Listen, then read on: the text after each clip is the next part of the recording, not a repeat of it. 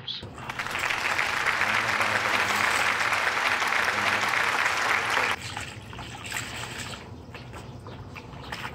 Kaya mga pantalon.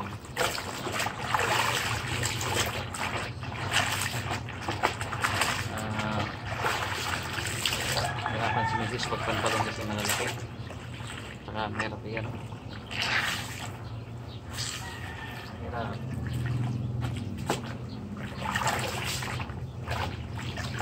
Hirap ano ba yung tigain. Tigasin. Wala ba pag linggo ito ginagawa ko naglalaba. Tapos naglilinis ako ng ano. Naglilinis na sa ano ng aso.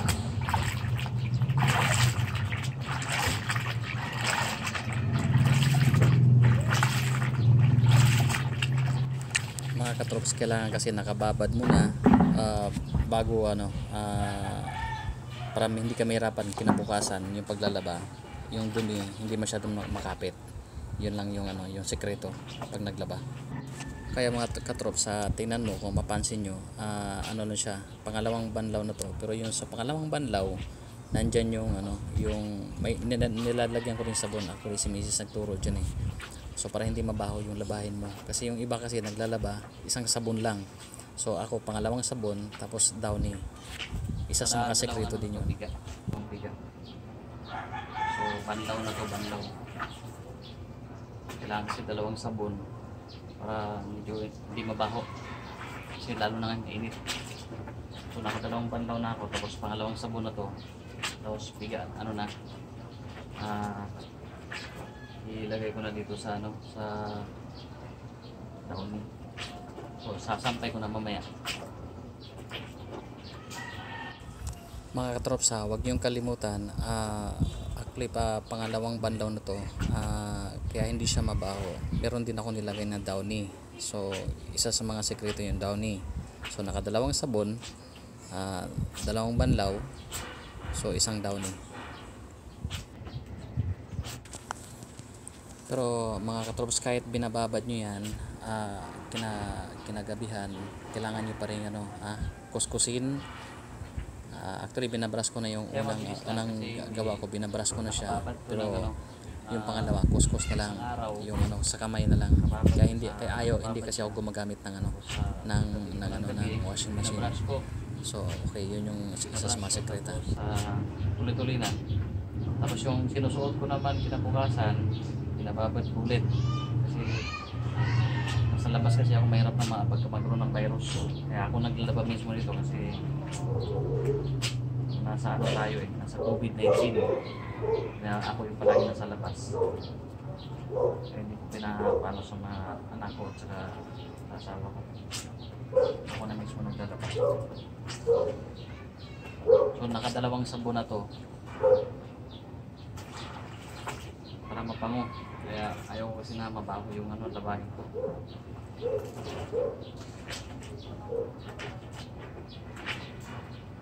So ano to,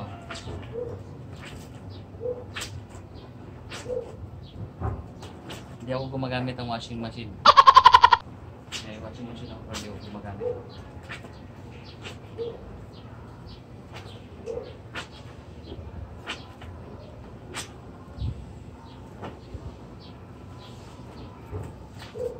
Kaya mabilis lang kasi ano nga, pangalawang banlaw.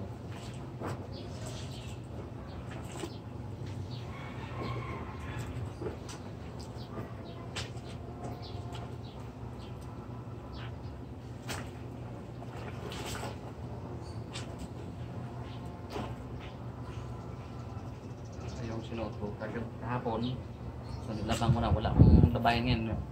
Yung labahin ko lang, yung sinusuot ko ngayon, mamaya maligo na rin ako. Ang paglalaba nakakatamad lang pag marami, pero pag ginagawa mo ano, araw-araw, daily mo ginagawa, madali lang.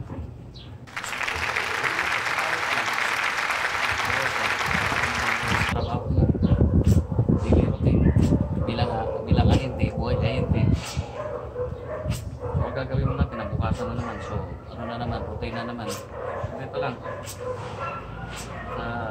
labahin, ganun din. Kaya wala akong naipong labahin dito. Yung lalabahin ko na lang itong suot ko.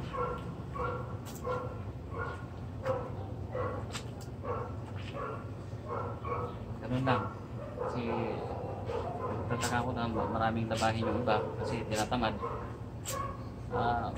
Huwag natin pagkatamaran yung sinusuot natin kasi yun yung ano natin yung parang presentation sa sarili natin na pag nagsuot ka dapat pagbango. Ano ka, hindi dugyot.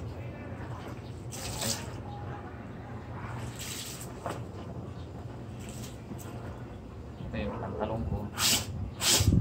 Dalawang araw lang yan, dalawang araw tapos laba ulit. Pero ito nakus na to.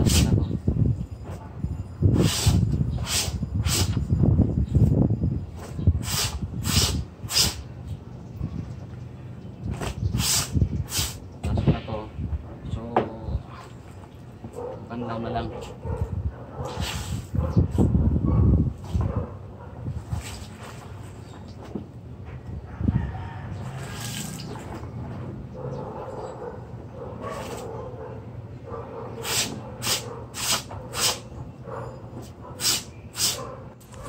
Yun po mga katrops, kung mapansin nyo po, binabras ni DJ yung ano para hindi masyadong, actually konti lang naman yung ano yan, yung dumi kasi dalawang araw lang yan so yung pwede yan binabras lang konti.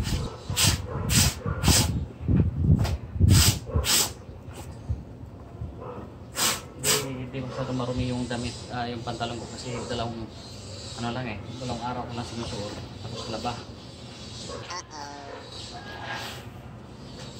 Kaya ito lang, ayaw ko talaga mabaho. Amoy kulog, ayaw ko na umay. Si Maisis kasi magaling maglaba yun.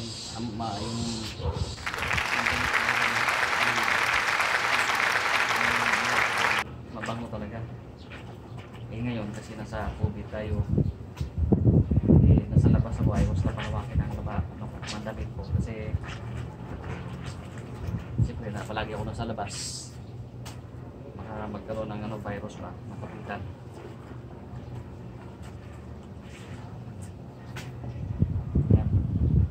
So ito lalagay ko naman doon, ano ko para malinis. Yan, pakita mo para malinis.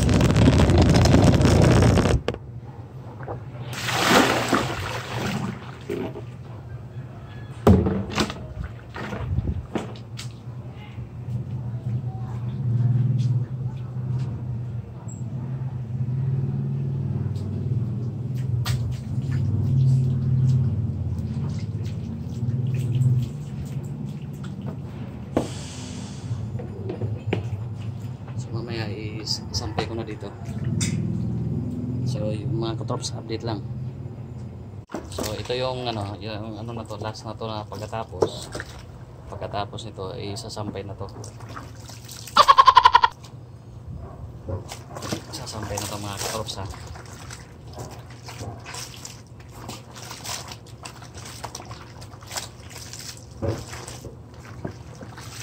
Kaya kayo, yung lalo na sa mga buhay ahente, kayo na mismo maglaba ng mga damit nyo. Huwag na yung asa sa mga asawa nyo kasi galing kayo sa labas. Tapos mali mo may mga virus.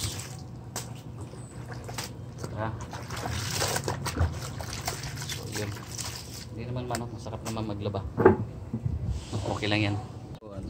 Ayan, magsasampay na ako.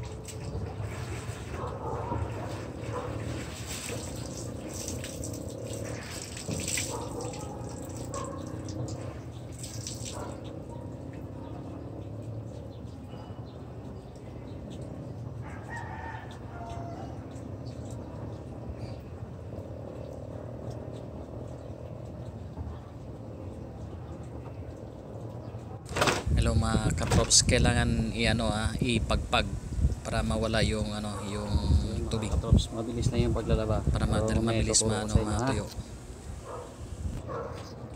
Oh, yan. Tapos sa mga katrops, yan, mabilis na yung laba. So yung para mas mapabilis at saka hindi mahirap lalo na ngayon nasa nasa ECQ, yung pagdating nyo yung mga damit nyo, nyo na, tanggalin nyo na, tapos babad nyo na, haluan mo na ng tubig yung haluan mo na ng tubig yung planggana, tapos lagyan ng sabon, powder, tapos ibabad mo na yung yung pinaghubaran mo. Halimbawa dumating ka ngayong hapon, yung pinaghubaran mo ngayong hapon, ilapag mo na yan dyan ngayon.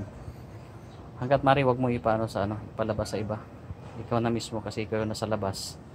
Kasi pag may mga virus doon na nasa labas ka, lalo na kami, ako buhay ay hindi, nasa labas ako palagi, madali yung kapit ng virus. So ako yung mismo naglalaba, hindi na si misis. So nakababad na sa yan sa balde, sa planggana, tapos para pag kinabukasan mabili lang kususin, hindi masyadong kumakapit yung dumi kasi natanggal na sa sabon. Actually hindi ako sanay sa natin magano talaga.